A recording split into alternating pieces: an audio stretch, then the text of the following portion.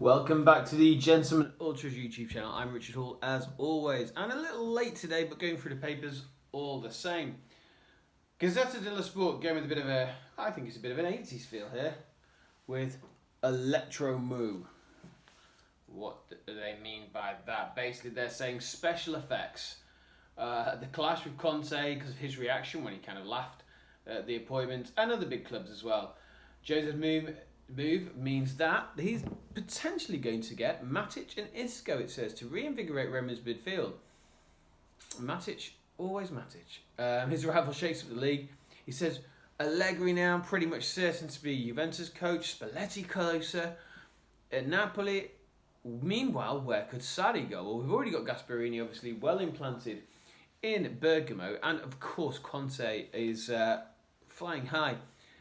With Pioli also in Milan, doesn't look like he's going to move. So where could Sarri go? Keep your eyes on that one, because that could be quite an interesting move, because there's a very good coach there who looks like he could go abroad, but who knows, could stay in the league. What next? It looks at Inter, of course. It always seems to do at the moment. It says party and the gifts. The first is Lautaro. Well, this basically is Zhang is in Milan. You may have seen on social media, partying at the training ground at Appiano Gentile. And it says, Zhang and Antonio to let loose. They've made history. Lautaro's contract is signed almost. It's on the verge. Meanwhile, the title means that Zhang can, despite the financial situation, can spend 50 million euros. Now, you've got to expect the likes of Alexis Sanchez, Kolarov, let's do the list now. Andrea Ranocchia is out of contract. Kolarov, Vidal, Ranocchia.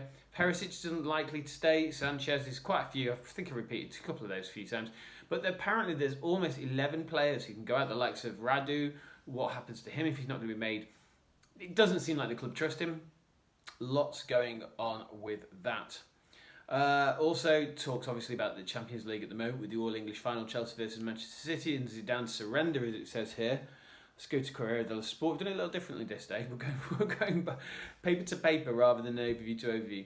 This is another one, and well, who else is it going to be about at the moment? Uragano Mu, Hurricane Mu. Europa League semi-finals, it said we'll have special spectator. He's going to watch the game in Rome tonight. The Mourinho era has already begun.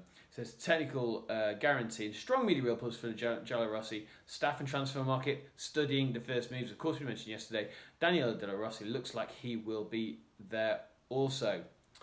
It says here, Inter party Saturday lockdown with 3,000 outside San Siro. That's going to be, imagine the fireworks that went off last time, that's supposed to be going to happen again. Big bangs before that game. Now, this is an interesting one if you've not seen it, and I would say go and look it up on social media or wherever you can find it. Paolo Di Canio, the vermin laziali, the vermin other things, but listen, the guy is very much Lazio based. He said in an incredible little note, or an interview should I say, that he thinks Mourinho is completely finished. And he said, but don't take me the wrong way, I preferred him to Pep Guardiola. Until recently, he said, but the times at Manchester United, the times at Tottenham, he's become defensive. He's become the fact that he's finished. He's not playing the same football as he's played in the past. And he really went into what here says a strong attack. It was something that was leaked in a WhatsApp call. So he says, but he thinks the boss, as Mourinho should we say, has lost his appeal. But can he bring enthusiasm to Rome and pop them up? Well, I'm sure Paolo doesn't really want that anyway. So let's move on.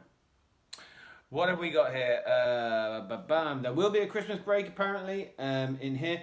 There's also the fact that Juve Gigio plan says Szczesny's no longer untouchable, and it looks as though Gigio Donnarumma is moving ever closer to Juve. Well, yesterday there was a lot of talk that Gigio might stay. So there is a lot here up in the balance. Will they be a swap? Probably not, because it doesn't make financial sense for Juventus to do that, considering the amount they'd have to spend on the contract to bring him over. Why would you swap him as well? More likely to sell Szczesny on elsewhere, which for me is a real loss to the league. A huge fan of Wojciech, because I think he's one of the most elite goalkeepers, as I keep saying on here, in the in the world, if I'm honest. So even so, what will happen with Milan then? Where will they go? Anything else really here other than the one thing I'm going to go on before the end, which is one thing that's really annoying me. Okay, let's get on to that. The Coppa d'Italia. It drives me mad. This is how many times do we talk about the Super League? How many times do we talk about elitism in football? If it was about money, I mean, if it was about money, then maybe it makes sense.